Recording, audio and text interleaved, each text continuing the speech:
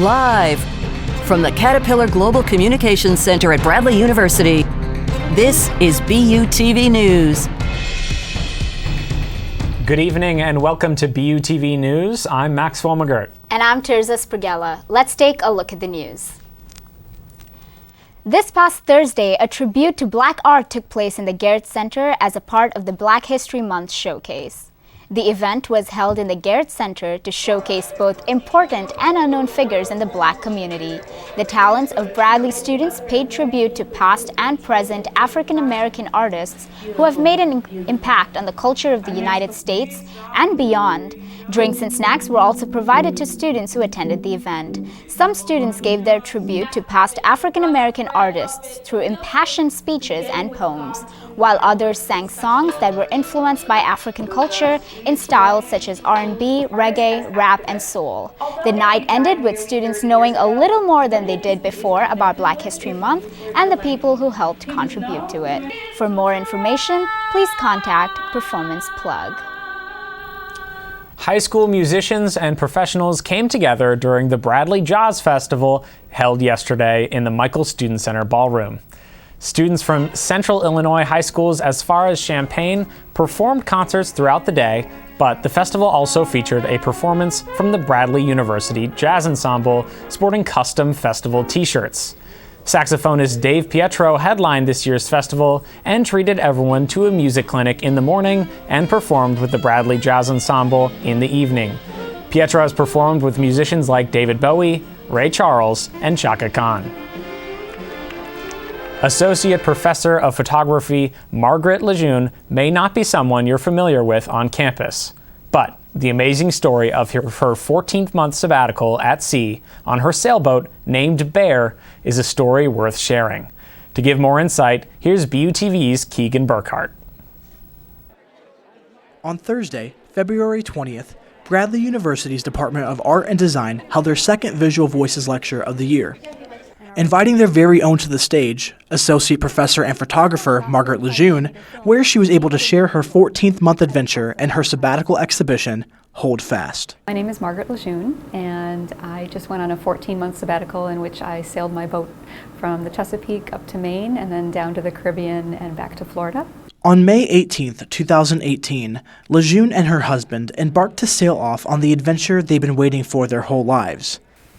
Along with sailing the waves, however, she was also able to fly over the Atlantic and attend multiple conferences throughout Europe, working with renowned artists to help shape and strengthen her focus on visualizing the roles we play in our environment, particularly with water. For me, as an artist who uses an expeditionary approach, where I travel a lot, I'm looking at the way that the landscape can inspire me, can generate new ideas, can help me think about ways I can connect to the world, right? To connect to the environment, to the people around me, and to the history of that place. Following the lecture, students and those in attendance were invited here to the Hartman Center for the closing night of photographer and professor Margaret Lejeune's sabbatical exhibition, Hold Fast. As you can see, students are able to visually connect with the lecture and also gain an understanding of humans' impact on nature and environment. Margaret Lejeune's passions on issues of climate change, habitat loss, native species, ecology, and our complicated relationship to the sea were captured beautifully in 5 bodies of photographic work throughout her gallery. Along with that passion lies dedication to her work, continuing to fuel her creativity for future projects to come. I think the things that make me the most passionate are being able to travel and see the world through the lens of a photographer. Right, so I wake up every day and I think about how can I share the world with others, and my way of doing that is through visual language. For more information on professor and photographer Margaret Lejeune's sabbatical exhibition Hold Fast, as well as some of her other works, you can visit her website at margaretlejeune.com. For BUTV News, I'm Keegan Burkhart. The National Society of Black Engineers hosted guest speaker Ryan Rembert to speak on networking and maintaining a personality in the workforce. Bradley alum Ryan Rembert spoke to students about being unapologetically Black in the workplace. The purpose of the event was to encourage minority students to be their natural selves and to prepare them for breaking down stereotypes while in the workplace. Rembert reflected on his years as a civil engineering student at Bradley and how his years at Bradley has prepared him to work with people who are different from him. Rembert also encouraged students to get involved and serve as a mentor for students. I'm really appreciative that I was able to talk to students that were just like me when I was here a year ago and the years that were before that. And I really think that it's important for Black alum, or just alum in general, to speak out to groups like this, even if you're fresh out. Rembert is now working for an engineering firm in Champaign, Illinois. To learn more about the National Society of Black Engineers, contact any member of NSBE. If you have plans to go anywhere east of campus using the I-74, be aware of the Murray-Baker Bridge closure happening next month. The bridge will be closed from March 29th to approximately Halloween of this year. Traffic will be routed over to the Bob Michael Bridge, then through downtown and back on the highway. If you're headed to or from campus on 74, it's best to get off the interstate and take the Bob Michael or Cedar Street Bridge. Then make your way to your destination without getting back on the highway. If you have any questions about the closure, visit the Illinois Department of Transportation's website. This past Sunday, Bradley University's Symphonic Winds played their first concert of the semester. Here's BUTV's Andrew Crank with more on the story. This past Sunday, the Slane College of Communication and Fine Arts and the Department of Music hosted their annual Symphonic Winds concert in Dingledine Hall. The concert is put on by the Bradley Symphonic Winds class as a part of their class experience and also for credit towards their final class grade. As a part of the Symphonic Winds class, students help put together a schedule of rehearsals and performances after the first 4 weeks of class. When asked how music is selected for the concert, conductor Dr. David Roman described the process of selecting music as both a democracy and a dictatorship. Students sometimes will share their ideas, and I encourage them to do that, but basically it's a dictatorship. So in terms of picking what we'll play, I'm trying to sort things out for a number of reasons. One is I try and pick music that is some of the best music that won't be lost over the ages. Two is I want it to be interesting to the audience, those that come to listen, and I want it to be interesting to both students and myself as well. Dr. Roman also talked of the time that is invested in each piece of music as well as the challenges that come along with performing complex pieces. You spend a number of hours working on it, and so that investment has to be made, And I think the other thing is we kind of consider the difficulty of the music and where the challenges are, and that's another important part. So if you're a member of a band like that, working towards things that are more difficult, once you get that accomplished, there's more of a satisfaction than playing something that is quite easier, for example. For students who may have missed the first performance, the next upcoming Symphonic Winds concert is slated for early March. To find out more information, please contact the Slane College of Communication and Fine Arts or the Department of Music to find out more. For BUTV News, I'm Andrew Crank. After the break, we'll see if the weather will make up its mind with our weekly forecast. And Morgan Wells has the scoop on what's new in streaming and book releases with this week's entertainment update.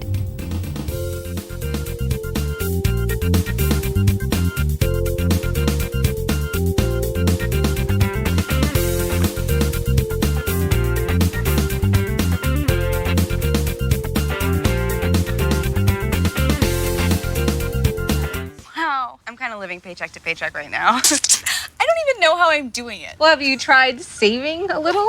I want to, but where's that money gonna come from? Bill collectors, they're the worst. Am I right? When it comes to financial stability, don't get left behind. Not home. Get tools and tips for saving at feedthepig.org.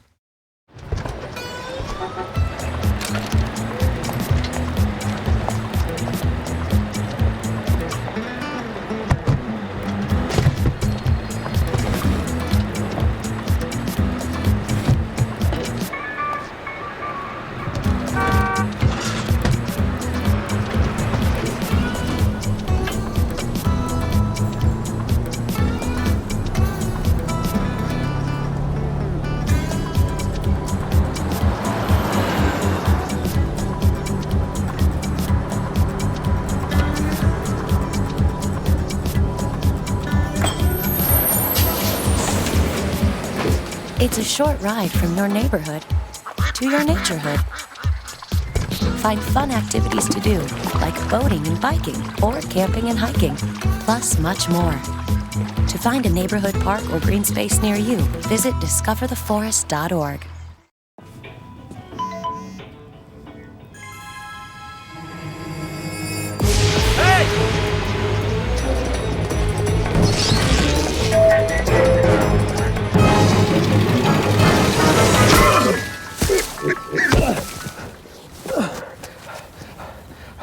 So, same time next week? Well, of course. Put away a few bucks, feel like $1 million. For free tips to help you save, go to Feed the Pig. So, are we any good news with weather this week? Yes. So it's gonna be better than the start of the week was. No shorts yet. Sorry, Max. But I think it'll be a decent week. So taking a look now at our current radar. There is going to be some precipitation here in west central Illinois. Right now, there's not much going on, as you can see. About all over Illinois, there's going to be some precipitation.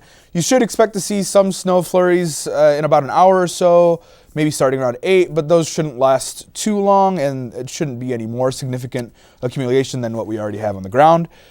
Taking a look now at our current temperatures, as you can see, we are pretty cold. It could be worse, I guess. Kind of average for this time of the year, where we see 30 and about upper 29, 20s to mid 30s all around Illinois. Same goes with the northern part of the state. Down south by St. Louis, you can see it's a little bit warmer, mid 30s to lower 30s. And taking a look now at our 5-day forecast, we can see that things will be warming up going into this weekend. We see some 40s and 30s here and there. It should be relatively dry, staying with unlike today with all the snow. And we will have a pretty nice day heading into Sunday, a preview of spring, and we'll have some storms to start off the week on Monday. Now it's time for your entertainment news with Morgan Wells. Thank you, Hernan. Here are some upcoming media releases that you won't want to miss. Quiet Place 2 is expected to premiere in theaters March 20th. The first Quiet Place was a surprising hit in 2018, leaving viewers wanting to know what happens next. Director and writer of the horror sci-fi John Krasinski anticipates having the Abbott's family explore what happened to the rest of society after the alien invasion. And Marvel Studios has yet to formally announce Black Widow's official release date. The current assumption is that it'll take place on May 1st, 2020 spot reserved by Disney. Fans have been dying for a Black Widow solo movie since the first Avengers was in theaters in 2012. This move has been a long time coming. And speaking of movies, Suzanne Collins, writer of the successful Hunger Games series, is expected to publish The Ballad of Songbirds and Snakes on May 19th of this year. This prequel takes place 64 years before the 74th Hunger Games. This means that there's no Katniss, no Peeta, and no Gale. Fans theorize that the book may feature President Snow, who was 10 years old at the time. And thanks to the new Disney Plus streaming service, Lizzie McGuire is expected to reboot this year. Here's everything you need to know about the Disney Plus reboot. The show will follow Lizzie into her 30s in New York City with Gordo, as well as Lizzie's fam being in the new show. And more reunions taking place as Friends is celebrating their 25th anniversary. The 6 core stars and the creators of the NBC comedy from Warner Bros. TV have closed a deal to reunite for one HBO Max special. The special will be available in May. What do you guys think of Disney's CEO, Bob Iger, resigning? Yeah, I heard about that. Yeah, he's being replaced by Bob Chapek, I think. Wow. Yeah. He's ended it on a high note. Well, next up, we'll have an exclusive interview with Late Night BU's Kaylin Talamonte. And BUTV's Diana Cantu reports on someone you should know.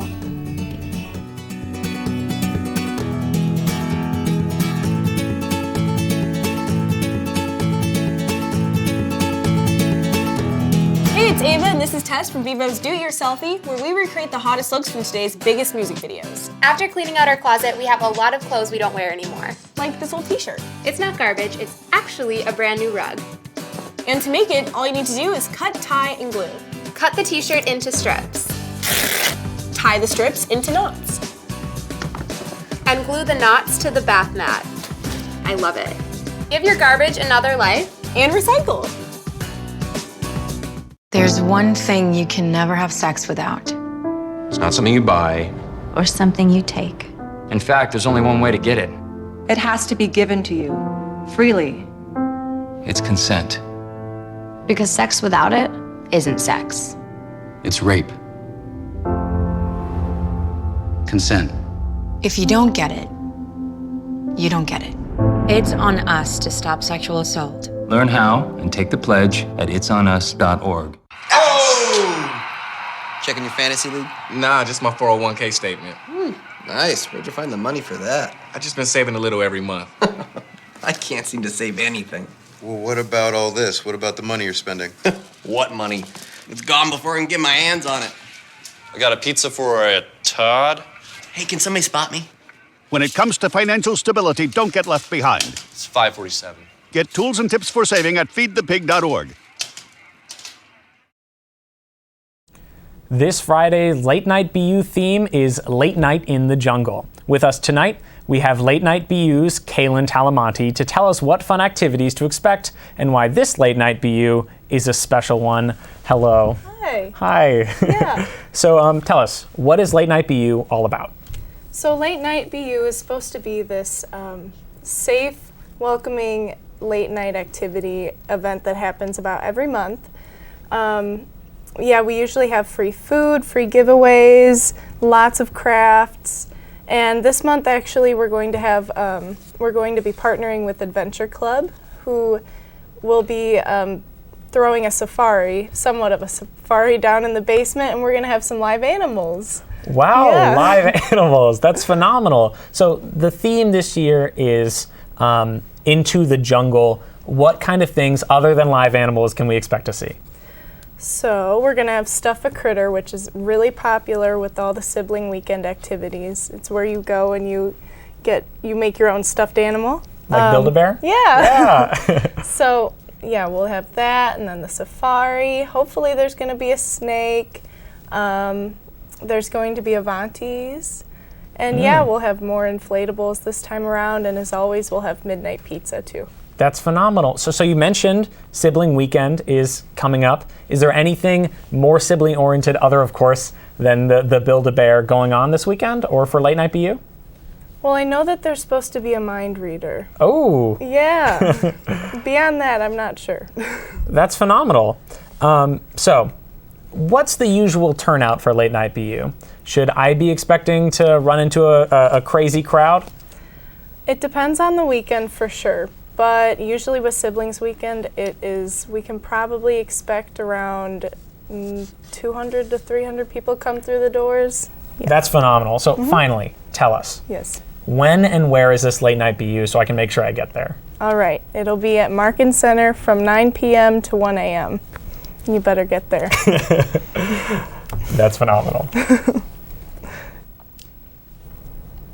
According to the National Police Dog Foundation, K9 officers typically serve in the force for 6 to 9 years. It is also quite common for K9s to live with their handlers while on duty and after retirement, which can lead to lifetime bonds. Here's Deanna Cantu with this week's edition of Someone You Should Know. The city of Elmwood is like most small towns in central Illinois. One can buy groceries at Dollar General, stop for gas at the local Casey's, or attend Sunday church services. Yet, none of the town's welfare would be possible without local law enforcement officials working tirelessly behind the scenes to keep Elmwood a safe and happy community. One such official is Officer Dara, seen here next to his trusty canine, Rebel. Since March 2017, I took him over. We had another canine handler. It didn't work out with ours here, so Rebel is the city of Elmwood's dog. So that's when I started with 2017. Officer Dara, or as his friends call him, Mike, joined the Elmwood Police Department back in 2001 and was partnered with Rebel in March of 2017. Ever since then, the two have been inseparable, whether it be educating children at Elmwood Elementary School or taking a break to roll in the grass. The German Shepherd has become a major part of Mike's life. Canine dogs are a good companion, good partner. They see things, they alert faster to people around you than you would actually realize that. the first time he ever saw a cow was funny. You know, he never knew what a cow was. That picture I don't have, but us following the cow, I actually he sounded like a whale, and you know, the sound effects was phenomenal. But yet, not all of Rebel's life has been easy. In August of 2017, Rebel started experiencing pancreatic stomach pains. This eventually led to extensive surgeries, and the bills weren't cheap. The town's been good with donations with him, so that's helped offset costs in medical-wise because of testing. Nowadays, Mike and Rebel cruise around Elmwood in their Dodge Ram squad car. Love it. You know, he is 6 years old, 6.5, and I always worry about any dog's hips, and I was kind of worried about getting in because of the angle of the cage, but now he can bypass that. As you can see, I park curbside, so make it a little bit easier for him in and out. So it's just training, but he's managed after a few thumps with the legs on the side of the cage. The Elmwood Police Department continues to accept donations for Rebel's medical bills and transportation. Anyone interested in donating is asked to call 309-742-7121. All in all, perhaps Mike and Rebel receive such great support from Elmwood because they embody the town's courage. Two pioneers determined to protect the home they love. One a noble officer, and the other a very good boy. Reporting for BUTV News, I'm Deanna Cantu. Up next, Hernan Gutierrez covers for reporter Larry Larson this week in Bradley Brave Sports. And we'll see what's new in events happening around campus.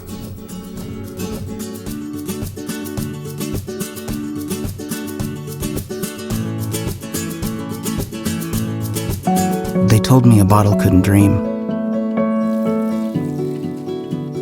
That I would never become a superhero.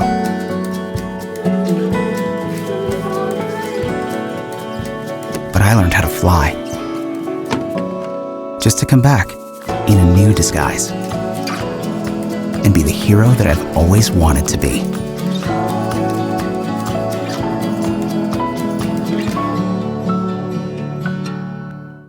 So good to see you guys. So, what's up?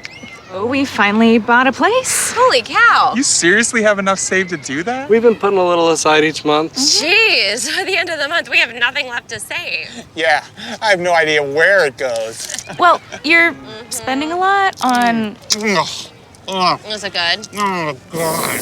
Oh, how is my account overdrawn? When it comes to financial stability, don't get left behind. Get tools and tips for saving at feedthepig.org.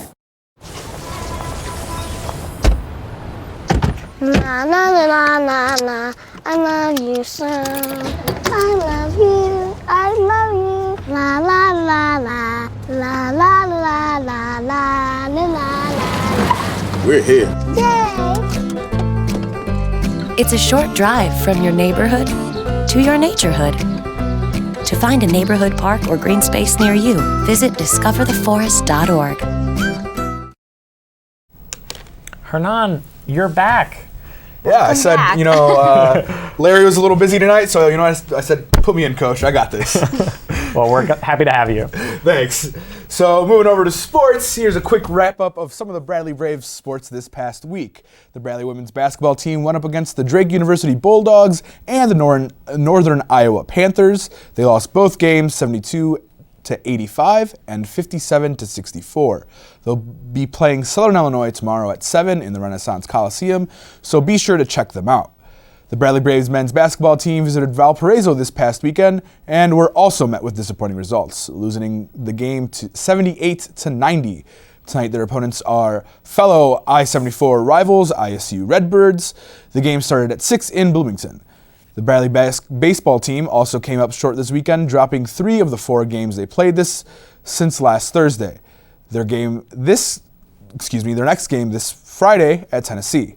And finally, game, set, match. The tennis team is picking up speed as they have won the last 3 meets against NIU, WIU, and Milwaukee. Notable performances include Sandra Malton, who is on a 7-match win streak. They are up against the Southeast Missouri State at 4 p.m. on Friday.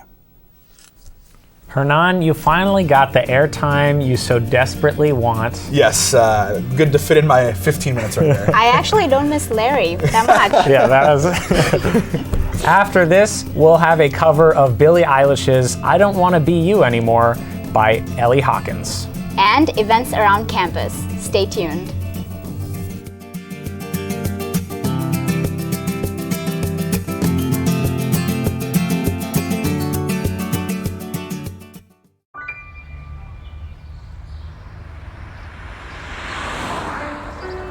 It's harder whenever there's a bigger group.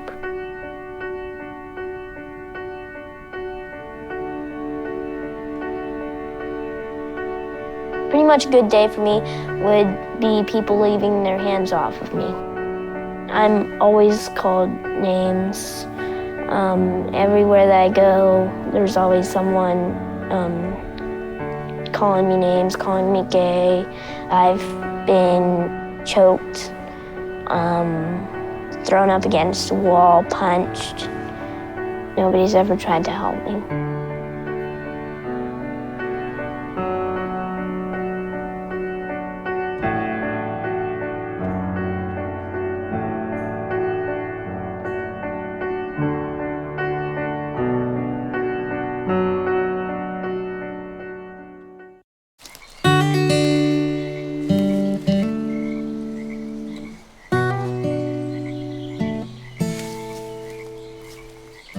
When you're out there, there's no telling what you'll find. I see it, I see it! Oh, look at you. There are some moments only the forest can inspire. Find yours at discovertheforest.org. Let's take a look at events happening around campus this week. This Friday kicks off Bradley's annual Siblings Weekend. Prepare for a fun weekend with your siblings filled with activities. ACBU has many things planned, like movie showings of Maleficent, a special late-night BU, and even a mind reader. To see the whole list of events, visit the Student Activities tab on bradley.edu. Join Bradley Students United Against Violence and Bradley's chapter of the NAACP in a round of trivia about Black History Month this Thursday at 6 p.m. It will be taking place in room 125 of Bradley Hall, and snacks will be provided. And join She Speaks tonight at 7 p.m. in the Marty Theater for a film workshop. They will be showing a film titled Escalation, with a discussion afterwards about the early warning signs of relationship abuse and what students can do if they witness or experience this warning signs. Well, that's it for BUTV News this week. I'm Terza Sprigella. I'm Morgan Wells. I'm Hernan Gutierrez. And I'm Maxwell McGirt. We leave you tonight with a performance from Ellie Hawkins. Have a great night.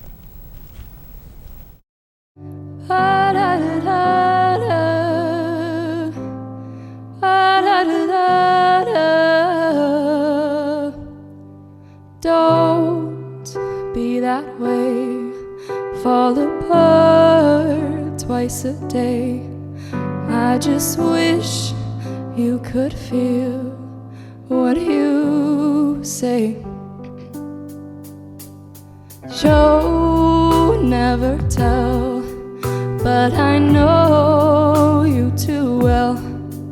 Got a mood that you wish you could sell. If teardrops could be bottled, there'd be swimming pools filled by models, told that tight dress is what makes you are. If I love you was a promise, would you break it if you're honest?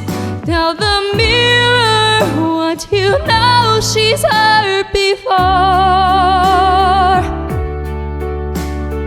I don't wanna be you anymore.